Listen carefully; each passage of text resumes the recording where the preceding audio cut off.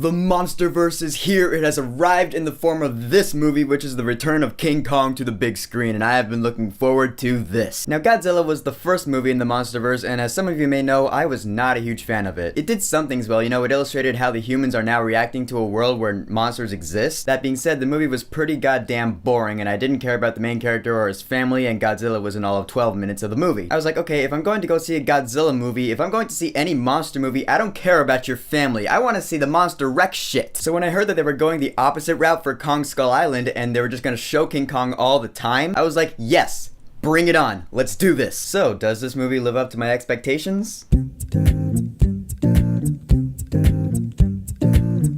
Kong Skull Island. So yeah, like I said, Kong Skull Island is the return of King Kong to the big screen. It's the second movie in the MonsterVerse. It takes place in 1973, and we have this group of scientists and soldiers. They go to an uncharted island, to survey it out, to add it to the world's map. So to measure the geography, they start dropping these seismic charges, these bombs, and of course, the local inhabitants won't like that. Namely, the big giant ape Kong. So now we have a movie with this group of scientists and soldiers dealing with an island of monsters, including Kong. And Kong is not the only monster here. As you've seen in the trailers, there are these big lizard things called skull crawlers, and there are these giant spider things and bulls in the water, and it's crazy. So how was this movie?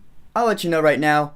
I liked it. I liked it a lot. This film was actually pretty fucking badass. First of all, yeah, they showed Kong a lot. We got to see him a lot in this movie. And he's awesome. He's a giant fucking ape the size of a building, and he beats the shit out of shit. It's really gratifying to watch. The visual effects in this film were great. When he's throwing palm trees through helicopters, you really feel the pressure, you feel the hit. The sound in this movie was good. I saw this film in IMAX 3D. I mean, if you're watching a film where the star of the film is 100 feet tall, you have to see it in IMAX. The same thing goes with Cloverfield, Pacific Rim, Godzilla, King Kong. Any big monster movie, you gotta go see it in IMAX. It's the only way to do it. Why would you see it any other way? Seriously. Because the one word to describe these films is big. Now I can go on and on gushing about how I just love the giant monsters and watching them fight because of how awesome it was. But I will be honest, the characters in this film, the human characters, they were actually pretty interesting to me. At least compared to Godzilla, where we had Aaron Taylor Johnson and his boring ass story with his wife and his kid, and I just didn't give a shit about his family. Like I said, if I'm seeing a monster movie, I don't care about your family. Call me harsh, but that's just my mindset going into these big monster movies. I don't care about your family. I want to see the monsters. When we're dealing with the humans, give me the military aspect, okay? I want to see how the humans are actually reacting to these monsters. The family is not what matters here. They're not the ones reacting to the monsters, the military is. In this film, they did away with all the stupid family shit that was in Godzilla. We just had the military dealing with this island of monsters. That's all I needed. First of all, we have Sam Jackson. He's a really big character in this film. He's kind of the villain, because once they get to this island, he sees Kong and he's like, okay, I don't have anything else in my life. I'm a soldier. I need something. So I'm gonna go after King Kong. I'm gonna destroy him. Time to prove that man is king. And he really brings it. He plays Sam Jackson. He plays the same character he plays in everything, but in this film, I feel like it's justified. The two, I guess, most important characters in this film are Tom Hiddleston and Brie Larson. Yeah, Loki and Captain Marvel. And Nick Fury. And Tom Hiddleston in this movie was cool. I feel like his character could have been played by any generic badass dude. That being said, he brought it. Did his character have much depth? No, but I don't need any depth from him. Like I said, I come to see the action and the monsters. That's all I want from this movie. I will say though, the character I just flat out did not like in this film,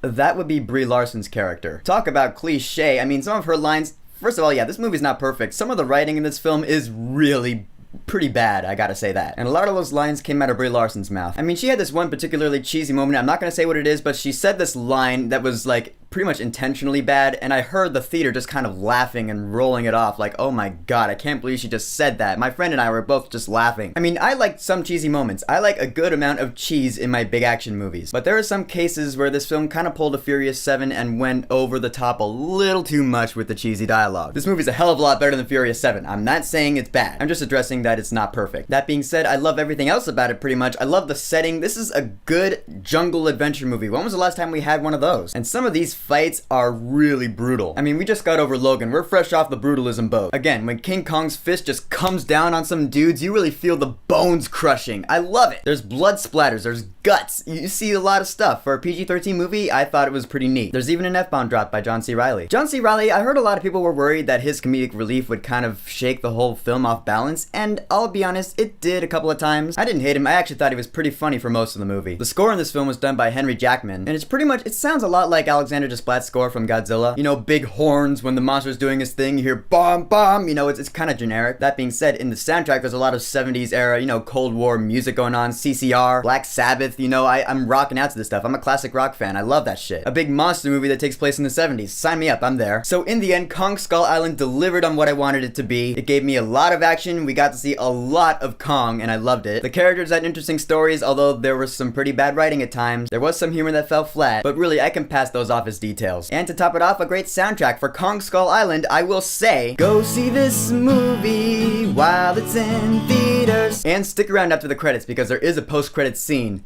And it's awesome. So, Kong Skull Island, have you seen it? What did you think about it? And did you like it better than Godzilla? Whatever you think, go ahead and leave a comment. And don't forget to subscribe. Kong!